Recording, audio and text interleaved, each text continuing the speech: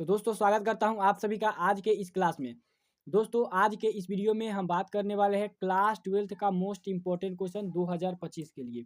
तो आज का जो हमारा वीडियो होने वाला है वो काफ़ी इम्पोर्टेंट होने वाला है, तो वीडियो को शुरू से लेकर अंत तक जरूर देखना।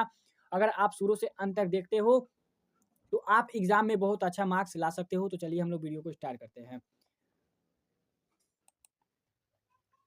तो चलिए यहाँ पे सबसे पहला जो हमारा क्वेश्चन है वो कह रहा है कि म का उच्चारण स्थान क्या होगा। यहाँ पे ऑप्शन ए जो दे रखा है वो कंठ है, ऑप्शन बी तालु है और ऑप्शन सी दंत है। तो म का जो उच्चारण होता है वो होता है ओष्ठ, जो कि इस ऑप्शन में कोई भी नहीं है। तो इसका right answer option number D हो जाएगा। तो इसका right answer option number D हो जाएगा, जो कि काफी इंपॉर्टेंट है। आप लोग याद रखिएगा म का उच्चारण स्थान ओष्ठ होता है।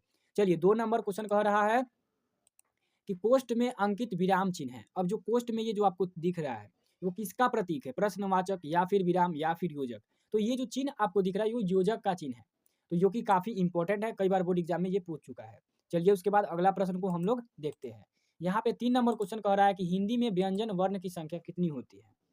तो अगर हम हिंदी में बात करें तो व्यंजन वर्ण की संख्या जो होता है वो 4 होता है, जो कि राइट आंसर ऑप्शन नंबर यहाँ पर सी हो जाएगा। चलिए उसके बाद हम लोग अगला प्रश्न की बात करते हैं। अगला यहाँ पे 4 नंबर क्वेश्चन कह रहा है कि भ का उच्चारण स्थान क्या होगा। तो भ का भी उच्चारण स्थान अगर आपसे पूछे तो इसका right answer option number B हो जाएगा, ओष्ठ हो जाएगा, जो कि काफी इंपॉर्टेंट है। यहाँ पर इसका right answer option number B हो जाएगा, जो कि राइट है। चलिए अब हम लोग अगला प्रश्न को देखते हैं। यहाँ पे 5 नंबर क्वेश्चन कह रहा है कि ई का उच्चारण स्थान क्या होगा। तो ई का जो उच्चारण स्थान होता है वो तालु होता है, इसका right answer option number A हो जाएगा। चलिए उसके बाद हम लोग अगला प्रश्न को देखते हैं। 6 नंबर क्वेश्चन कह रहा है कि किसी भी भाषा के मूल शब्द को क्या कहते हैं। तो किसी भी भाषा के मूल शब्द को तत्सम कहते हैं, इसका right answer option number A हो जाएगा। चलिए उसके बाद हम लोग अगला प्रश्न की बात करते हैं। 7 नंबर क्वेश्चन कर रहा है कि अर्थ की दृष्टि से शब्द के कितने भेद होते हैं। तो इसका राइट आंसर हो जाएगा ऑप्शन नंबर सी, यानी अर्थ की दृष्टि से शब्द के 3 भेद होते हैं। चलिए उसके बाद अगला प्रश्न को देखते हैं। 8 नंबर क्वेश्चन कर रहा है भारत कौन सा संज्ञा का उदाहरण है। तो भारत से सिर्फ एक ही का बोध हो रहा है। हम लोग पढ़े हैं व्यक्तिवाचक संज्ञा के डिफिनेशन में, जिससे एक ही व्यक्ति का बोध होता है या फिर एक ही वस्तु का बोध होता है।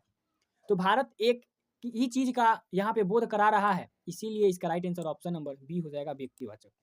चलिए उसके बाद 9 नंबर जो क्वेश्चन है वो कह रहा है कि संसार शब्द कौन सा संज्ञा है। तो संसार शब्द जो है उससे भी एक ही जाति का बोध हो रहा है, तो इसका right answer option number B हो जाएगा। यानी जाति नहीं, मैंने कहने का मेरा मतलब संसार से एक ही चीज को जाना जा रहा है, तो ये व्यक्तिवाचक हो जाएगा। चलिए उसके बाद यहाँ पर 10 नंबर क्वेश्चन कह रहा है कि सभा शब्द कौन सा लिंग है। तो अगर आपसे लिंग पूछे तो सभा में अगर पूछे तो आप कह दीजिएगा कि ये स्त्रीलिंग होता है, इसका right answer option number B हो जाएगा।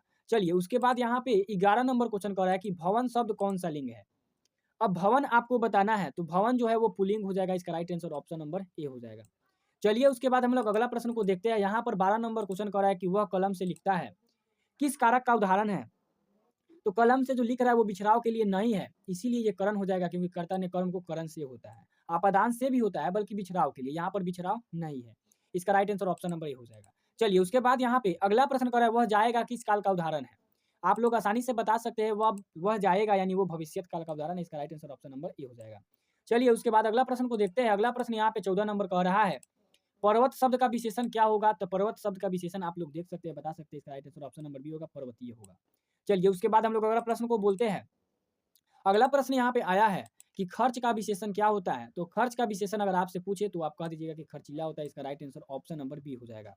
चलिए उसके बाद यहाँ पे 16 नंबर क्वेश्चन कहता है कि अपमान में कौन सा उपसर्ग है। तो अपमान में अगर उपसर्ग पूछे तो उपसर्ग अगर किसी का भी पूछे तो किसी भी शब्द के आगे रहता है और प्रत्यय किसी भी शब्द के पीछे रहता है। तो इसमें आगे क्या है, अप है, तो इसका right answer option number A हो जाएगा, अप, यानी अपमान में अप उपसर्ग है। अगला यहाँ पे 17 नंबर क्वेश्चन कर रहा है कि अवगुण में कौन सा उपसर्ग है। तो अवगुण यानी आगे यहाँ पे अव है, इसका right answer option number B हो जाएगा, जो कि काफी इंपॉर्टेंट है। चलिए उसके बाद यहाँ पे हम 18 नंबर क्वेश्चन को देखते हैं। 18 नंबर क्वेश्चन कह रहा है कि ममेरा शब्द में कौन सा प्रत्यय है। तो ममेरा में एरा प्रत्यय है, इसका right answer option number A हो जाएगा। चलिए उसके बाद अगला प्रश्न को देखते हैं। अगला यहाँ पे 19 नंबर क्वेश्चन कर रहा है कि सावधानी में कौन सा प्रत्यय है। तो सावधानी में ई प्रत्यय है, जिसका right answer option number A हो जाएगा। चलिए उसके बाद 20 नंबर क्वेश्चन आया, कहता है कि हिमालय में कौन सा संधि है। तो हिमालय हिम जो आल है यानी दीर्घ संधि है, जो कि काफी इंपॉर्टेंट सवाल है। अभी हमने आपको हिंदी के जो व्याकरण का पार्ट है उसके हम लोग 20 क्वेश्चन आपको बताए हैं, जो कि काफी इंपॉर्टेंट सवाल है।